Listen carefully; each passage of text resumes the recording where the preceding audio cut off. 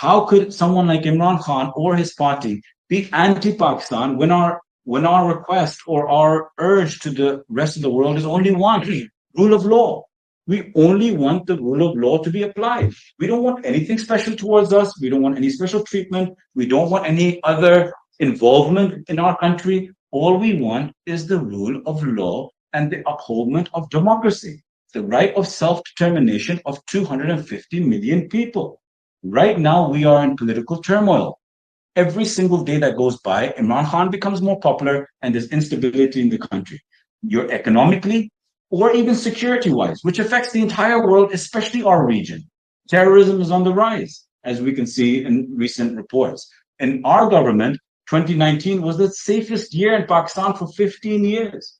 Why didn't we have this instability of terrorism during our government? Why has there been a sudden surge when there's absolutely no political buy-in from the people towards this government that's been imposed onto us? So this is all that we have come here today, and with the kindness of both of them to hold this and you guys coming, I want to just lastly again talk about that when this arrest happened and this our officers got raided. Not only were our staff shoved into one room, they've been arrested, and we still at the moment have our information secretary, Rauf Hassan Saab, and we have 13 women arrested as well for no rhyme or reason since yesterday in Pakistan. So this is the kind of pressure that we have not only fought our election in, but we are fighting every day in Pakistan. And now we've got a new fight on our hands, and that is for our party to be absolutely banned in the country. The largest political party, the only national party in the country, in all provinces of Pakistan. And the most popular leader, probably the history of Pakistan has ever seen, is in a 7x8 cell, not given any prisoner rights. He's in a terrorism cell, which in this Pakistani media here, what you call Maut Ki Chakki, I spent 12 days in it as well. It's called Maut Ki Chakki, meaning it's the death cell.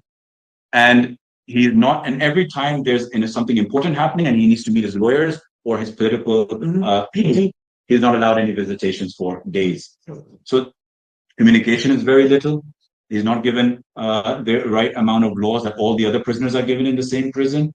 Same goes for his wife. I will add that his wife was put under house arrest. And she said, if I'm illegally being put under house arrest, she wrote a petition to court herself and said, if you're going to arrest me illegally, you might as well throw me in prison. Don't put me in house arrest. Then she won that case. So the only case that we won in that case. And she got thrown into prison.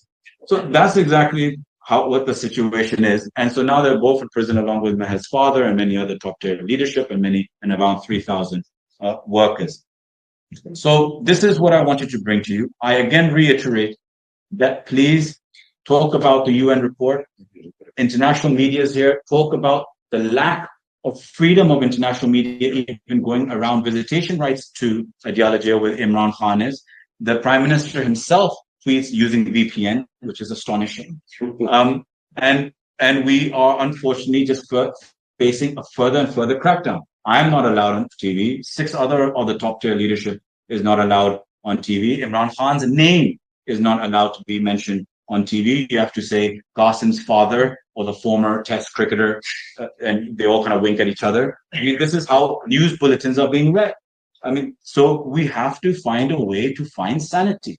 Every single one of us, let it be us or other parties for that matter in Pakistan, want the betterment of Pakistan. We want to see Pakistan striving. We don't want to be going around the world telling Pakistan all these horrific stories. We want to be telling Pakistan about prosperity in Pakistan and the way forward, and using the potential that we have in the country.